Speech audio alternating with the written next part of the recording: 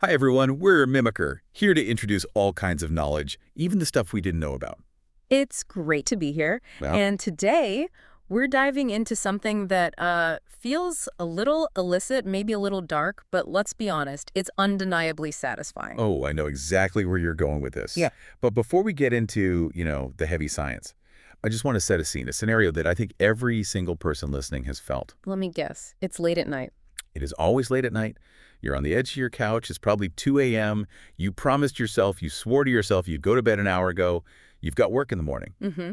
but you can't. You just can't move. Because you were absolutely locked in. Locked in. Because on screen, there is this total villain, someone who has lied, cheated, maybe even killed, Right. and they've been getting away with it for 10 episodes straight. They're walking around in their expensive suits and just laughing at the good guys, and you are just boiling. You're frustrated, you're angry, and then finally the music swells. The hero walks in, and you just know this villain is about to get exactly what they deserve.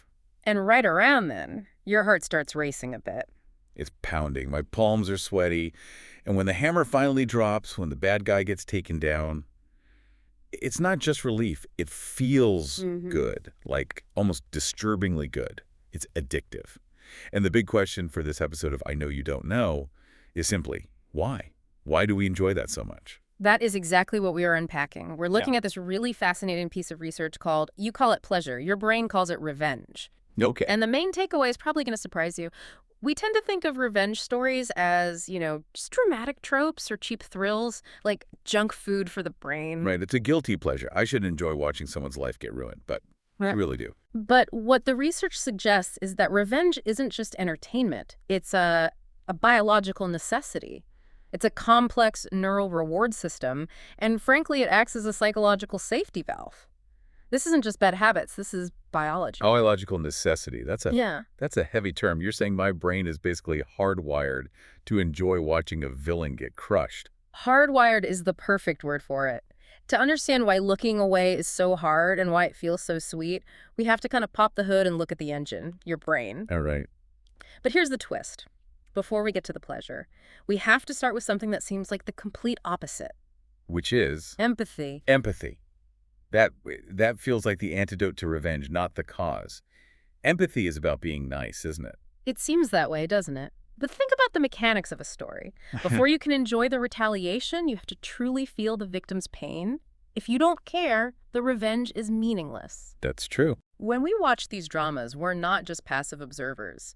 Research shows that when we see a character suffer like Moon Dong-eun in The Glory getting burned with a hair iron, our brains light up in a very specific area. It's called the anterior insula. Okay, let's pause there. The anterior insula.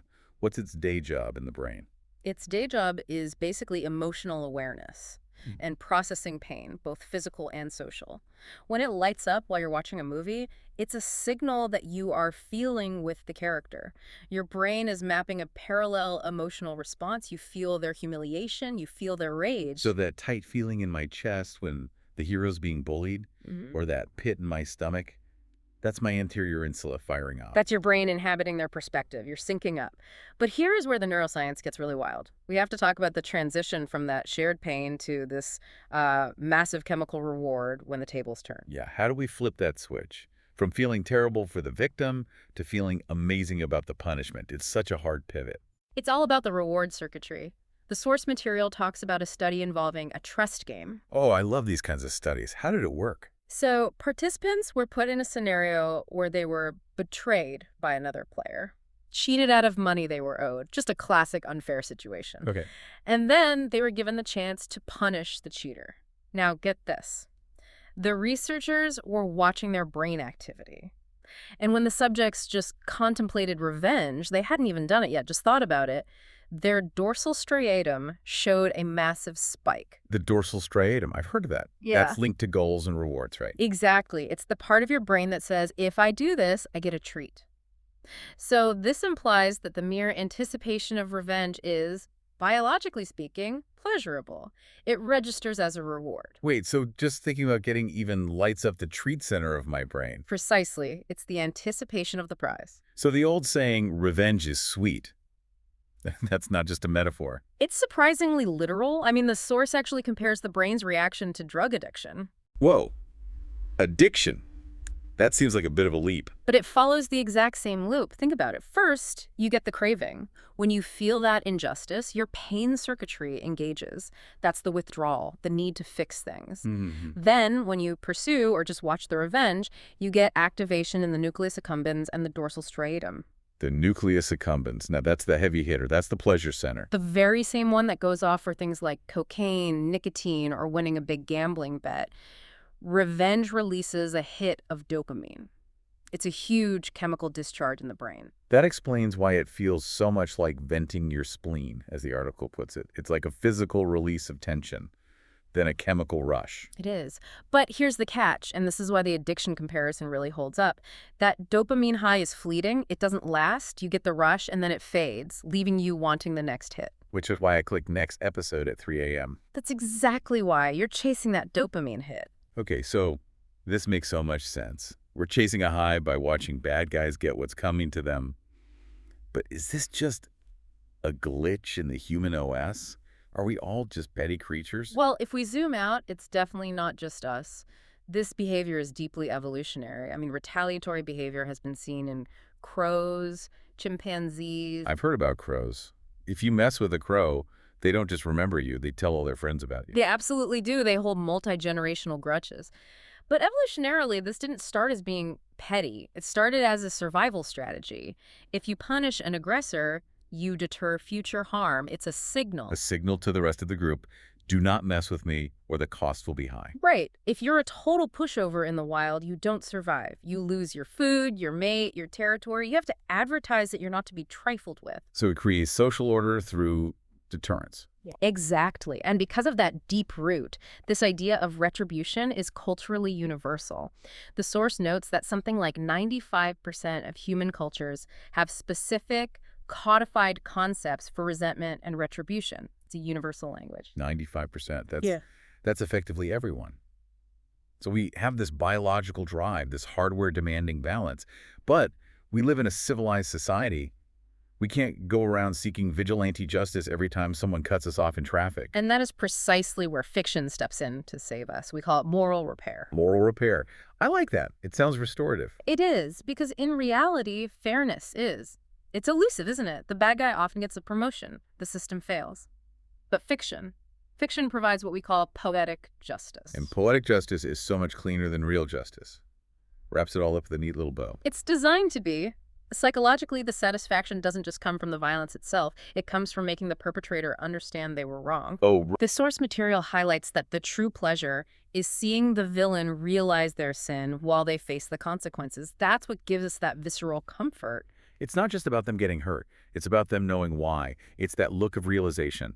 Oh no, this is happening because of what I did moment. Precisely. That moment of clarity is the real payoff. Without it, the punishment just feels kind of empty to the audience. Okay, I want to see how this actually plays out in the stories we binge watch. The source breaks down 3 really distinct case studies, and I think they perfectly illustrate these different flavors of revenge. Let's get into them. The first one is the huge Korean hit, The Glory. Ah, yes. The Glory is a perfect example of what you said about empathy and trauma. It's the baseline. For anyone who hasn't seen it, it's about a woman, Moon Dong-eun, who was just brutally bullied in high school by this group called the Gang of Five. And when I say brutally, I mean it's genuinely hard to watch. It is visceral. It is. And the writers did something very, very calculated. They focus so heavily on the trauma to prime the audience. There's this one detail where the protagonist, years later, hears the sound of meat sizzling on a BBQ. Ugh. I remember that scene. She just collapses in a panic attack because it reminds her of being burned by a hair iron. And that specific detail, the sizzling meat, it just hits you in the gut. It's not just, oh, she's sad. It's she is physically broken by this. And that's the anterior insula moan we talked about earlier, isn't it? It triggers this fierce protective instinct in you, the viewer. We don't just want her to win. We need her to win. We've felt that phantom pain with her. The writer, Kim Eun-suk, basically guides our hand. The source describes the payoff as a game of whack-a-mole. That's a great way to put it. We get to watch the villains destroyed one by one. But it's not just about that. The analysis notes that it's about healing. Actualizing justice helps the character reconstruct her belief in the world. So it's about self-repair. She's putting her shattered world back together piece by piece by proving that actions have consequences. Okay, now let's pivot to a totally different vibe. Breaking Bad. Walter White. Right. This is not your traditional victim story. No, he's not a victim of bullying. He starts as the little man, beaten down by life cancer, terrible finances, a system that just doesn't care. He feels invisible. And that's why the audience cheers for him, even as he becomes a monster. He represents a kind of counterattack against reality. We all feel small or powerless sometimes, you know. Walter White just flips the script. It's a pure power fantasy. It is. And notice the difference in satisfaction here. In The Glory, it's about moral repair. In Breaking Bad, it's more like fighting evil with evil. We enjoy watching Walter take out his rivals, not because he's good, but because he's badder and smarter than they are. Right. When he takes out the neo-Nazi gang in the finale, it's not because Walter's a saint. Far from it. It's because he's finally reclaiming his agency. He is the one who knocks. Exactly. It satisfies this longing for dominance and competence. It shows that even without the moral high ground, the act of striking back has this profound resonance. We love competence even when it's evil. Okay, so we have empathy revenge with The Glory, we have power revenge with Breaking Bad, and then we have Kill Bill. Kill Bill is just in a league of its own. The source calls it a visual carnival. Visual carnival is perfect. It's the bride waking up from a coma to hunt down the squad that massacred her wedding. It's violent, it's bloody, but it's so stylish. And that style is everything. Quentin Tarantino has that famous quote, right? Revenge movies are the movies that make you feel the best. He's not wrong. He really isn't. By using those vibrant colors, the over-the-top gore, the comic book feel, the film avoids being dour. It creates a massive emotional discharge. It's pure adrenaline. It's visceral. You're not sitting there analyzing the morality of it. You're just riding the wave. It feels like a video game. It creates a vicarious satisfaction that's purely about the release of tension. It confirms that deep down we crave that pure, righteous release. It's almost an exorcism of aggression. So we have these three types of stories: empathy, power, and adrenaline. But I want to bring this back to the person listening right now. You, sitting in your car or walking your dog. Why do we need these stories? Yeah. I mean, most of us aren't cooking meth or hunting down assassins. And this gets to maybe the most important point. The source suggests we engage in something called the projection of daily injustices. Projection. Okay, break that down. Think about your average Tuesday. Maybe your boss takes credit for your work. Or someone cuts you off in traffic and flips you off. Ugh, the minor slights. The stuff that makes you grind your teeth, but you can't really do anything about. Exactly. In real life, we usually have to just swallow that anger. So these grievances, they accumulate, they just sit in our system. When we watch a movie, we project those feelings onto the plot. When the villain finally falls, it satisfies the justice we don't get in our own lives. So when I'm cheering for the bad guy to get caught, I'm secretly cheering for my boss to finally get his comeuppance. In a way, yes. Your brain is using the fiction to settle a real emotional score. It's very efficient. The source also discusses the universal triad of roles: victim, perpetrator, and bystander. The triad. Everyone, at some point, has been all three. We've been a victim, we've probably been a perpetrator, hopefully not on purpose, and we've definitely been the bystander. A show like The Glory taps into the guilt of the bystander, that feeling of, why didn't I do something when I saw something wrong? It allows us to process that guilt safely. That's a really powerful point. It's a safe space to handle that baggage. We can explore those feelings without actually hurting anyone. It's a safety valve. We cannot use violence in real life, and we shouldn't. But fiction gives us vicarious satisfaction. We get that dopamine loop without any of the real-world consequences. We can shed our moral shackles for 2 hours and just rage. And we don't just do it alone. The source mentions the water cooler effect. Yes, or I guess today it's more the Twitter thread effect. True. The X effect just doesn't have the same ring to it. It really doesn't. But that social sharing amplifies the pleasure. When The Glory Season 2 came out, fans were online talking about clearing their schedules to watch the villains be dragged to hell. Dragged to hell. Ugh. We really don't hold back, do we? We don't. And that communal experience, wallowing together in the pleasure of justice, it validates the feeling. It proves we aren't alone in this. It turns a private neurochemical event into a social ritual. It's like a group therapy session, but with more explosions. Huh. So what does this all mean? We've gone from brain chemistry to bird behavior to Tarantino. If we summarize it, it's really this. These dramas grip us because they hack into these universal emotional mechanisms. We sorrow with the victim and we rejoice in the moral rectitude of the punishment. It's a complete emotional cycle. A journey from pain to peace. It is, and that piece is the final point. The source notes that while the dopamine hit is fleeting, these stories leave us with this strange sense of calm. Our thirst for justice is, for a moment, quenched. It's like hitting a reset button. Yeah. You watch the chaos so you can go back to being a civilized, patient person on Wednesday morning. Precisely. But I want to leave our listeners with a bit of a provocation, something to think about after this episode of I Know You Don't Know ends. Go for it. Give us something to ponder. We treat these stories as a safe, exhilarating stage. But does our intense love for them, our addiction to them, prove that the instinct for an eye is still very much alive within all of us?